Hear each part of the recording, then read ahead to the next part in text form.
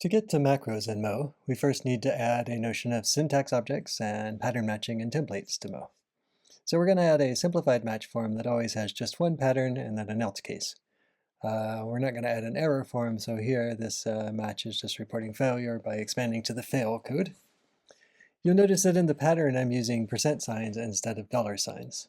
And that is because if we used dollar signs in Mo, it would be much harder to quote them in Shplait because dollar sign is escaping that level, and so we would have to escape the escape. If we use percent signs, however, then we can take this Mo code with a percent sign in it and just wrap quotes around it without escaping the percent sign. We'll continue to use quotes in Mo, and that does create a little bit of a hassle. For example, if we have the Mo program with quotes here, and we try to put quotes on the outside of it, we need to use these guillemot characters to separate the two different quotes.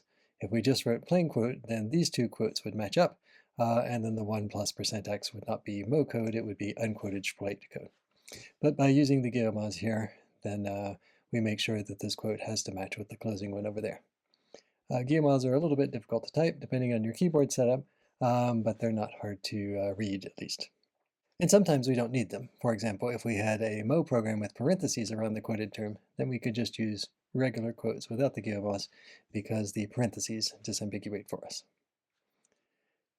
So overall, we need to add pattern matching to Mo, and also this template form where this escaped ID is going to be replaced with whatever ID is bound to here. And we could do that using Splait's pattern matching forms, but then maybe that still leaves some mystery about how syntax objects and patterns and templates work. So instead, we will implement pattern matching and templates ourselves. We still don't have to parse things at the character level, though. We'll implement our pattern matching and template forms on top of quotes, where everything inside of quotes conforms to shrubbery notation, and Shplait gives us facilities for unpacking the abstract syntax of shrubberies ourselves.